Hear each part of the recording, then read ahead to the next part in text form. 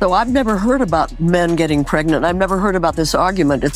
It must be some part of what you call the far left that is so minuscule that I, who am... No, Jane. What? It's not minuscule, and I'm sorry, you can't throw this back on us. I assume it's because you are locked into media that just never wants anyone in their audience to know anything sketchy about the blue team. In the latest episode of Club Random, viewers were treated to a verbal showdown that felt more like a sparring match than a casual podcast chat. Bill Maher, never one to bite his tongue, went head-to-head with legendary actress and activist Jane Fonda.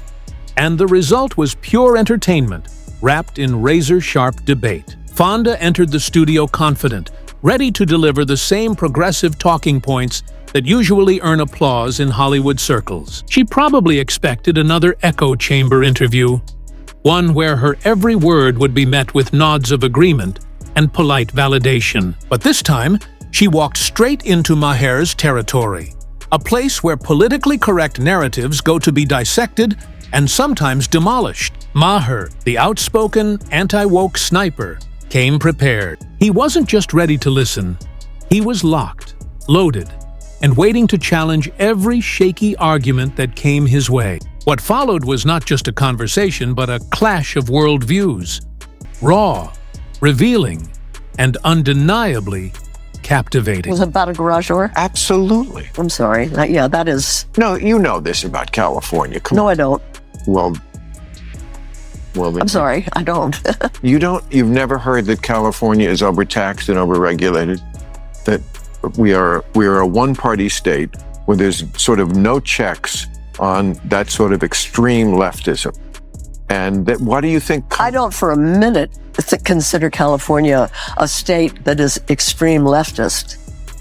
Not at all, not any way. Well, that shows where your politics are. There's a lot to unpack here. Jane Fonda has spent so long in the glittering world of Hollywood that it seems she's forgotten what real life even looks like. She's been surrounded by cameras, applause, and activists congratulating each other for their bravery, all while being insulated from the gritty realities most people face daily. Inside that bubble, slogans replace logic, and virtue signaling masquerades as wisdom. It's a carefully curated illusion where moral superiority counts more than practical truth. But Maher wasn't about to play along. With his trademark mix of sarcasm and sharp intellect, he prepared to pierce that Hollywood fantasy with a single pin of reality. This wasn't just another talk, it was a reality check. Fonda came armed with ideology. Maher came armed with reason. And in that collision, the illusion of moral infallibility began to crack wide open.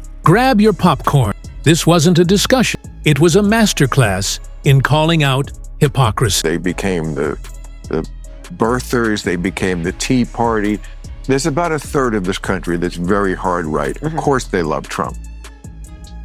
When he left office, he had an approval rating of 34%. So he really only had those people. Why is he now tied? Because the other part of the coalition are people who, they don't really like him that much. They just think the far left has gone so nutty on so many issues. That's what they're being told. That's what By people like you. Because it's true. You think the far left does nothing crazy? Oh, I'm sure they do. The tension was palpable. You could almost feel the air tighten as Maher and Fonda faced off, both ready to defend their beliefs. That moment of stillness before the exchange began felt electric, like the quiet before a storm of ideas. Then came the irony. In one breath, Fonda accused Maher of unfairly claiming that the far left had gone crazy. But in the very next, she admitted that yes, maybe they actually had. It was a perfect moment of self-contradiction, a slip that revealed far more truth than she probably intended. This exchange highlighted something bigger, the double standard that has become almost a reflex for the far left. Deny, deflect, then accidentally prove your opponent right. It was like watching political hypocrisy unfold live on camera, and Maher, ever the seasoned debater, caught it immediately. He didn't need to gloat or shout. The silence that followed said it all, and everyone watching knew exactly what had Who is the far left? What do you mean when you say far left? I mean, I could give you a million examples. Yeah, well, give me one. Okay, the NAACP. You think Right. the NAACP is far Could I left? finish my sentence? Yes. You asked me for an example. Yeah. Travel advisory, that's like the State Department does to go to, I'm sure when you went to Vietnam, they were advising you not to. There's a war on. I didn't talk to them. I don't have no. I know, but a travel advisory. Yeah. Today we have them for very dangerous countries. Yeah. Don't go to North Korea. Don't go to Iran. Yeah. Do you know where they issued a travel advisory for black people not to go? Yeah. Florida. Every day there's stories like that just makes people roll their eyes and go, are you people nuts? Even if they don't matter that much, I don't think one person listened to this and thought, I can't go to Florida. But they just suggest something to the average person, which I completely understand, which is, wow, do you people ever find anything that's ridiculous? woke isn't just a buzzword anymore. It's become a full-blown ideology, one that seeps into culture, politics, and even how people speak. It demands not just agreement, but submission, turning conversation into conformity. At its core, it's a movement that often replaces facts with feelings and reason with moral posturing. Science becomes activism. History is rewritten to fit a comforting narrative. In this worldview, logic is offensive and emotion is sacred. That's not progress.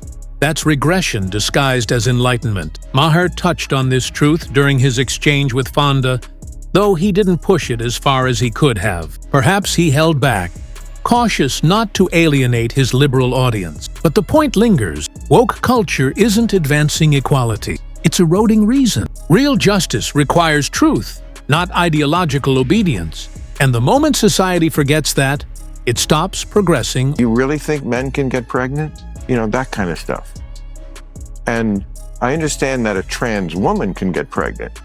That's different than a man getting pregnant. Insist on blurring that line as if that's some sort of reasonable social cause, as opposed to just being for having full rights, respect, and protection for trans people. Let's address a simple fact. Trans women can't get pregnant. That's not a political statement. It's biological reality. And Bill Maher was absolutely right when he said the trans rights movement should focus on protecting freedoms, not rewriting science. There's an important distinction between seeking respect and demanding the world deny basic facts to affirm an ideology. When activism turns into dogma, it starts alienating the very people who might otherwise support it. By pushing ideas that clash with basic biology, such as men can get pregnant or gender has no connection to sex, the movement undermines its credibility. True equality is built on honesty, compassion, and dialogue, not coercion. Silencing disagreement doesn't create progress. It kills discussion. Real progress means standing for human dignity without abandoning truth. Because truth and compassion are not enemies. I've never heard about men getting pregnant. I've never heard about this argument. It must be some part of what you call the far left that is so minuscule that I, who am... No, Jane. What? It's not minuscule, and I'm sorry, you can't throw this back on us. I assume it's because you are locked into media that just never wants anyone in their audience to know anything sketchy about the blue team. And then came the turning point, the hammer blow. When Maher pressed Fonda on trans ideology, she tried to pivot faster than a politician in damage control. One moment she defended the far left's narrative, and the next she claimed she'd never heard the argument that men can get pregnant. Come on, Jane. That idea has been echoed on campuses, talk shows, and social media for years. Pretending it doesn't exist doesn't erase it. Realizing she was boxed in, Fonda tried another move, distancing herself from the woke fringe, claiming it was just a small part of the Democratic base. But Maher wasn't fooled. With one sharp retort, he reminded her that these ideas aren't fringe anymore. They've become mainstream among progressive circles. In that moment, the mask slipped. The denial, the spin, the selective memory. It all came undone, exposing how much of the modern left lives in contradiction. Well, And that's I mean, I don't know. I read 2 papers, and maybe I don't. I should watch Fox News. No, I guess. I don't watch Fox. That's too far. But you don't have to. I'm not going to torture myself. By the end of the conversation, it was clear who had the upper hand. Jane Fonda, visibly cornered, tried to laugh it off by joking that maybe she should start watching more Fox News. But that half-joke carried a truth she probably didn't intend to admit. For years, she's lived in a Hollywood echo chamber, applauded for the same ideas, never truly challenged. Meanwhile, the real world kept evolving, filled with debates she never had to hear. Maher didn't humiliate her. He just held up a mirror. For the first time, she seemed to glimpse how disconnected that celebrity bubble really is. Sometimes truth doesn't arrive with fireworks. It arrives quietly, as realization. And in that moment, Fonda looked like someone who had just seen outside her bubble for the very first time. That certainly has been the history of this country, was police who were all too willing to shoot black people.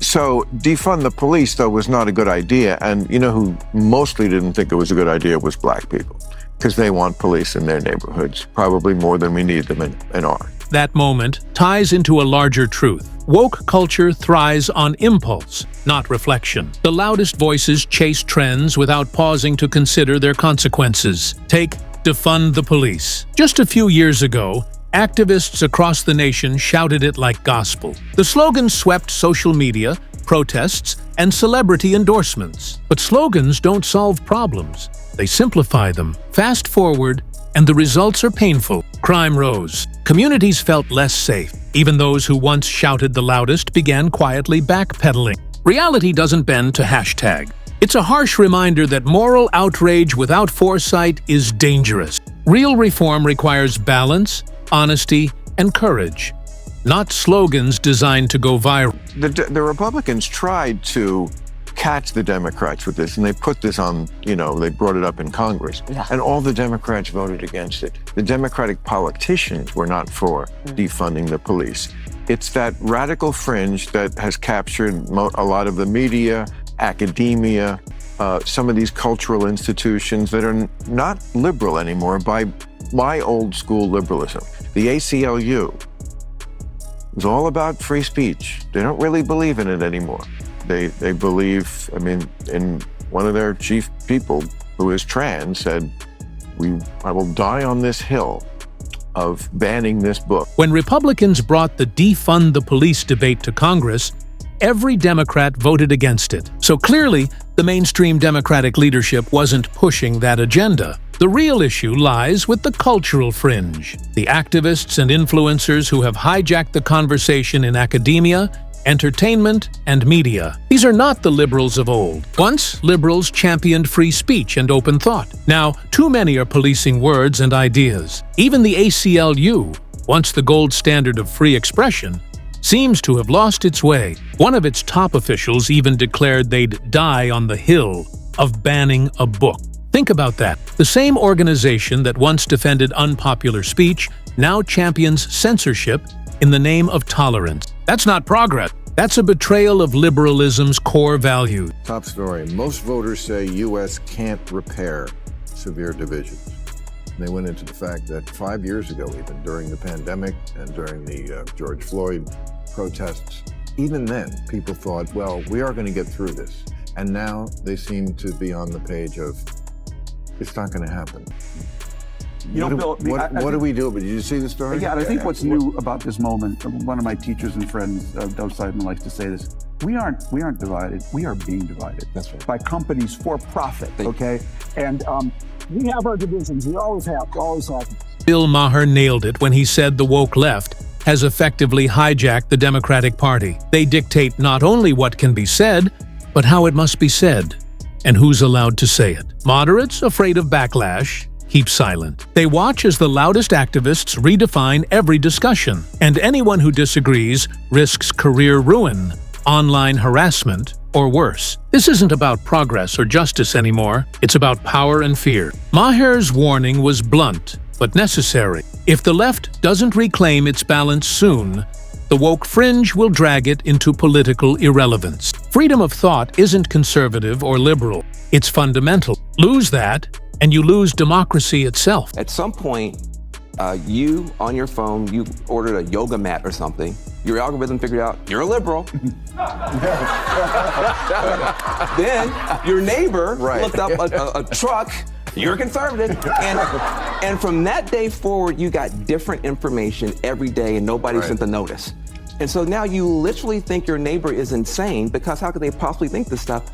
But if you put your phone next to their phone, you're in different algorithmic universes, and that is brand new and very dangerous. Surprisingly, even Van Jones got it right this time. What we desperately need is not isolation, but collision. A space where different ideas can actually meet, clash, and challenge each other. Right now, social media traps us in echo chambers. Algorithms feed us what we already agree with, turning us into comfortable prisoners of our own beliefs. It's not enlightenment, it's digital brainwashing. Real progress demands discomfort. The left should hear the right, and the right should hear the left. Not through outrage clips, but through real dialogue. Because truth doesn't fear debate, only dogma does. Until we break these algorithmic walls, we'll keep mistaking comfort for truth. And that's how societies lose their way. So, as we close this discussion, remember, disagreement isn't division. It's the heartbeat of democracy. If you found this conversation thought-provoking, hit like, subscribe, and stay tuned. Because the real dialogue is just beginning.